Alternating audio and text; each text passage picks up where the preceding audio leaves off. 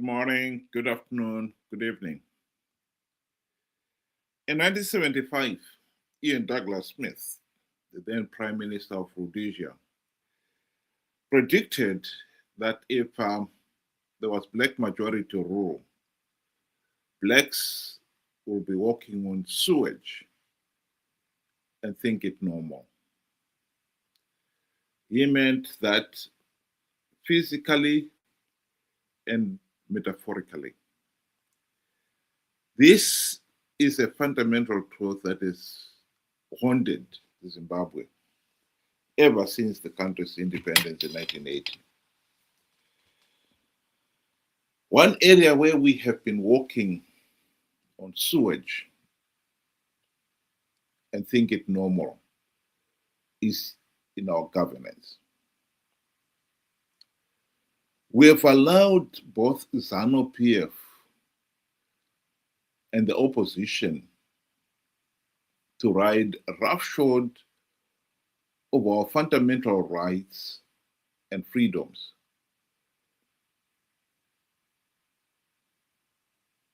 Until now, that they, the ZANU PF thugs and the opposition thugs, have made it look like that is normal. This video has been taking the rounds on social media. I think the main reason why it has appealed to so many Zimbabweans is the sheer arrogance of the ZANU PF ruling elite and their opposition sidekick. They really believe Zimbabwe is theirs and they should divide it among themselves as they see fit. Just listen to this. Hatidi kutongwa neanoda, toda kutongwa neakajaira. Handi ndizvozvo. Kutonga kunoda akajaira. Saka muchatukwa mugotukwa mugonzi maenda ikoko muri kutsvaga mari. Alright, tomboti ndizvo. Asiri kuitsvaga ndiani? Because ari kuti uya hurumende ngaibve. Ari kuti ngaibve tipinde isusu kuti uite sei uwane mari. Saka isusu ro tibude pamari. Kuti upinde pamari. Zvinobuda. Saka aiwa ndakaudza vana musuno wekuti musa poromiswe kuti hurumende ichauya ichakupfumisai. Muchiudzwa nemunhu akapfuma kare. Hakuna opposition leader anogara kumhiri kwaSamora kunoku. Vese vamunoona vari 27 vanokorera mapresident. Vese vane dzimba kupi? Uko. Vakaiita sei mariyo? Hakuna opposition leader asina plus. Vakawana kupi maplus iwa. Asi chavanogona ndechekuudza mamemba kuti musatore maplus. Because kana ukatora plus uchazorima ukaguta, kana waguta usina hasha. Saka gara usina plus, uite hasha, utuke hurumende, uende unovhota, uende kudemonstration. Ndosaka iye munhu opposition aende kudemo, haadi kutemerwa mota yake nyowani. Haadi kutemwa nematombo because business rinozobroka. Anoda munhu ane hasha nenzara, waakaitisa nzara iye kuti enda pafront. Saka isusu dingindira redu tinopfuma nehurumende iripo. Zvepromise yekunzi mirirai yedu kuti mugopfuma aiwa izvo hatina shuwa nazvo. Hatidi kutongwa neanoda, toda kutongwa neakajaira. Handi ndizvozvo. Kutonga kunoda akajaira. Ndosaka muchiona munyika mune runyararo kudai. Zvakaitika kuVenezuela uko. Vamadhuro vatorwa. Opposition leader anga aripo achibva anyora kuti right we are ready to take over. Zvakana Trump haudiwe nevanhu. But ndo vaimufurira kuti itandarigwa. Paakuti matakura madhuro akatomhanya kudzoka munyika zvakanzi lead zvakanzi vanhu havakuda havakurespected tichamboitonga tega. Handi mazvona. Saka ngatiite zvinhu zvinofambisa nyika yedu kumberi. The argument is a simple one. MDC had the opportunity to stop ZANU PF, the ZANU PF dictatorship during the GNU of 2008 to 2013.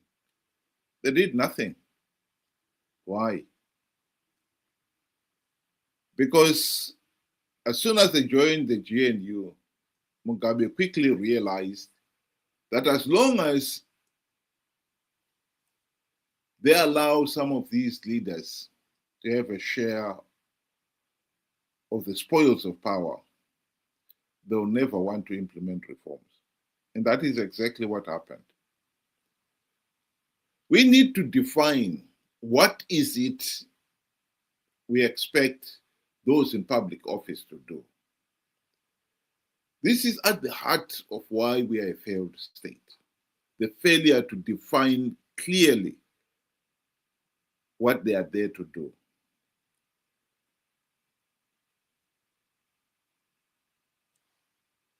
The term itself, public office, is clear.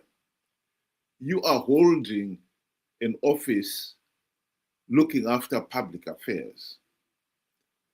You have to look after public affairs in the interest of the public, not for your own personal benefit. The only way that can be guaranteed is that the public should have a meaningful say on who holds public office. That is straightforward enough. What we have had and what we have seen in Zimbabwe is a situation where ZANU PF, Mnangagwa, has rigged elections again and again and again, denying people a meaningful say in the governance of the country. Some people have treated the ZANU PF ruling elite and the opposition as criminals just there to benefit themselves. I think they are more than criminals. When somebody commits a crime, even murder, he will cause the suffering of the victim and maybe a handful of those around him, his friends or dependents, and that's it. What these ZANU PF ruling elite are doing is affecting a whole community, a whole nation, causing the suffering of hundreds of thousands of people. And sometimes the suffering stretches into generations. Zimbabwe is a failed state. I've said it so many times here. And the consequences of it are the economic meltdown that has left millions in abject poverty.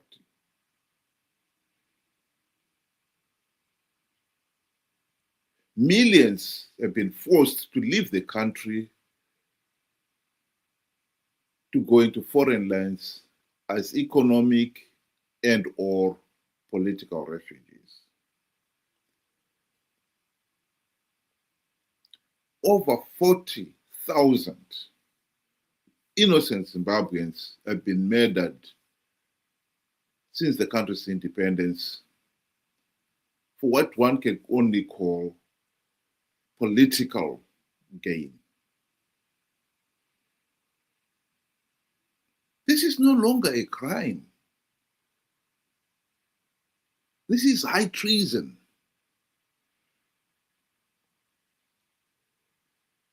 We are a failed state because we have failed to hold those committing high treason to account.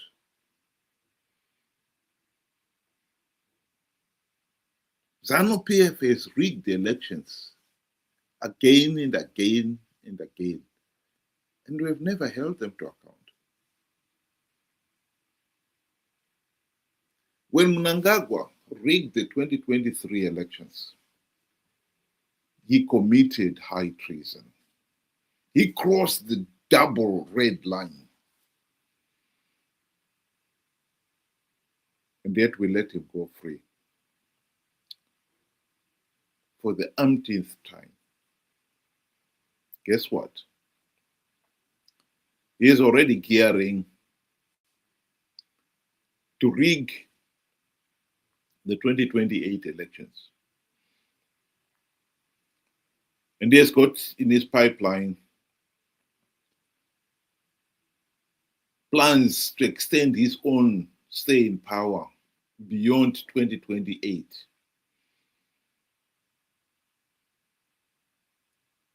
He is illegitimate already. And already is thinking of extending his stay in power beyond even what the current term limit says. Nelson Chamisa and his triple C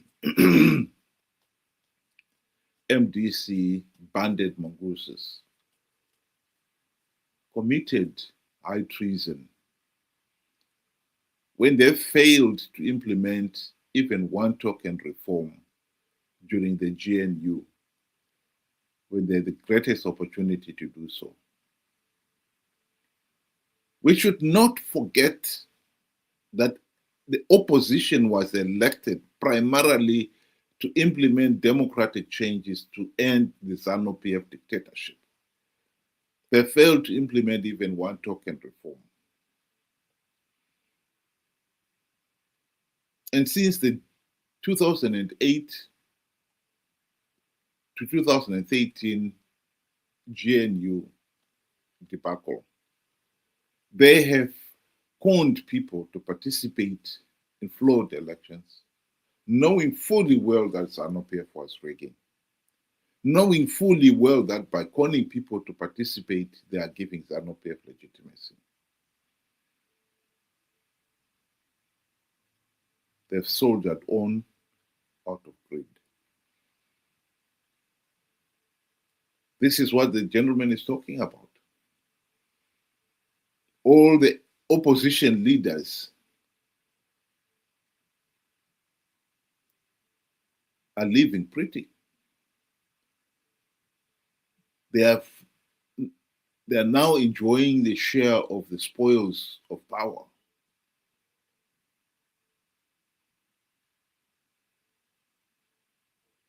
The truth of the matter is, Zimbabwe is a failed state because we have failed to make it clear to those who commit high treason that there are consequences. We've gone after common criminals,